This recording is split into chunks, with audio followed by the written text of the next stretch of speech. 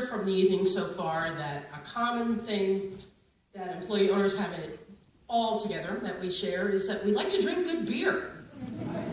And I have to say that I'm no exception. I think that's an excellent quality in any regard. I am in the middle of my 4th career. I've written television commercials. Me and the Maytag repairman go way back. I've been a working chef in some 4 diamond restaurants. I've been a teaching chef at the New England Culinary Institute.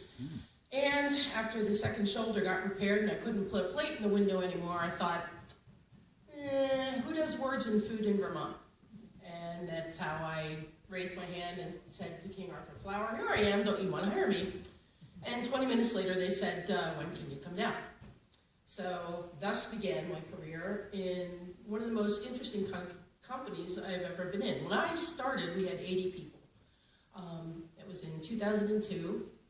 The World Trade Center towers had fallen 6 months before, and we were about to go into one of the toughest times the company has ever seen. We had a catalog business, and nobody was really spending a lot of money. The whole country was turning in on itself. The plus side, people were nesting a lot, and when that happens, people bake. So that, in one sense, was saving grace for the company. But the growth that I've seen over the time that I've been there, and it's going on 13 years now, has been, if not explosive, certainly steady. We had 10 years of 16% year-over-year growth, just because of who we are and how we do it. And you guys all know what it's like to be in an employee-owned company. You guys do this every day. We've seen the movie. Everybody, we've been all around that course, so I'm not really going to go there. Because it's real for you, and you don't.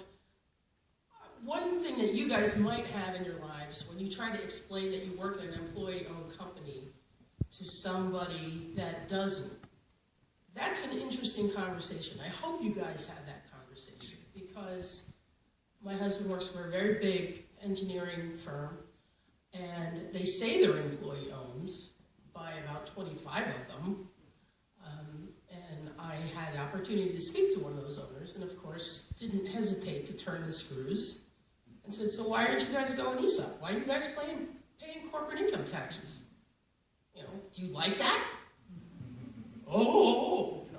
And these are guys that wear suits every day. Ties, little pins and stuff. This is from someone who wore a chef's uniform for years. And it's amazing to me how entrenched that attitude is. Like, no, you're not getting any of mine. Like, well, you know what? You could have more if you removed your head from that other orifice. Anyhow, if you're going to close the show, you ought to at least give them something good to walk out the door, right?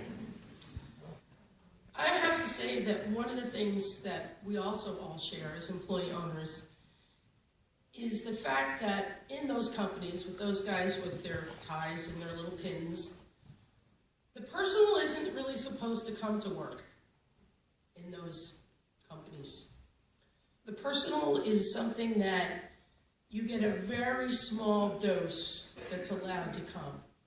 Your boss will say, how's your kid? How's this? And he'll say, okay, I've ticked off that box. I've shown concern for my employee. Okay, I can go back and look at my spreadsheet now.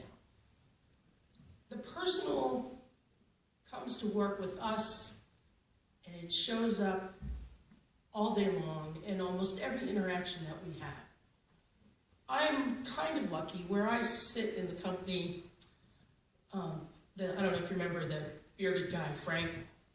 I work in the test kitchen. I go out on the road and literally sing and dance. We have a bake truck that goes all over the company. I designed the inside of the bake truck. We just launched a new magazine. Father Alex, he can show it to you. I know. I sort of get to run my own little existence, and whenever somebody doesn't know how to do something that involves food and logistics, they usually end up at my door. I get looped into marketing presentations for designing new products and all that kind of stuff. I have a weird skill set, but I've never been in a place where it has had so much exercise in so many ways. And I don't think that I had a little very narrowly defined job description that any of that stuff would get a chance to get out in the world, to decide when there's a fire over in Rutland at another employee-owned company that I'm going to go into the kitchen and bake off a whole buttload of brownies and ship it over, which I did. I don't know if any of you guys got any of them, but my thought was chocolate would make me feel better, so I thought you guys needed some chocolate.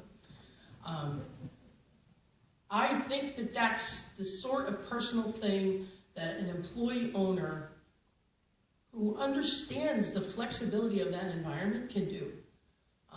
You guys do it in your community, you guys do it with each other, you guys do it for each other.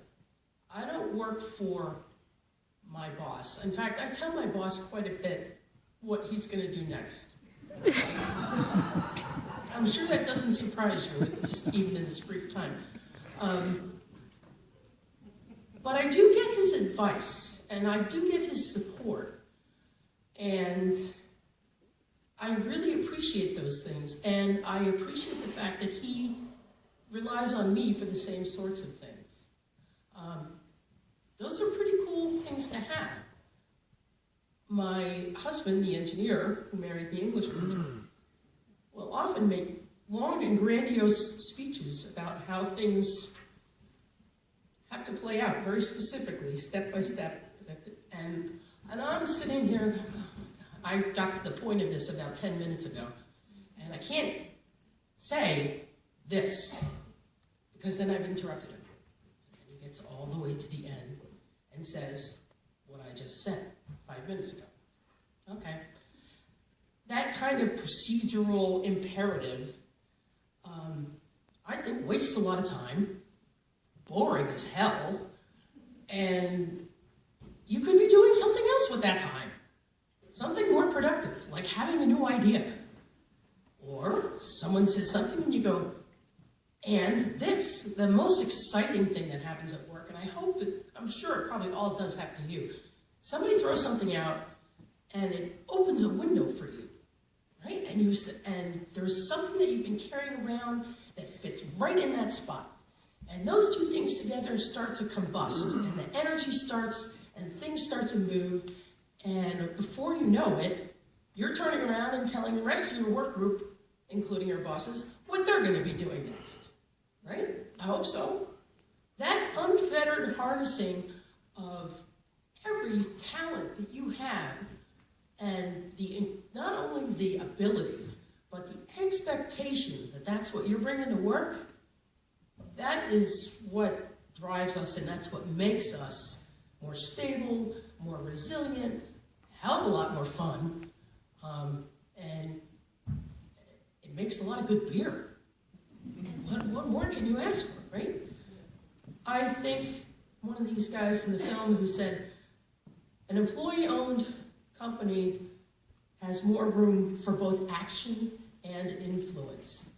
We all know that to be true within our own environments, but I think our responsibility after we leave here and after you've sat through all of this is to turn around and take that action and take that influence and turn it around to the people who don't know about this yet. Or if we have customers call all the time, we'd like to buy stock in your company. Like, too bad, so sad for you. You might be able to get a job here, what can you do? But they're attracted by the idea of us. We have a little bit easier because who doesn't like a good brownie? But that dynamism has an energy all of its own, and you guys all carry that. So what I would ask you to do after you get home, put your feet up, and I hope open a good beer, is think about that stubborn person wearing a suit who might want to live a different life, or open up that conversation in his own place. So I think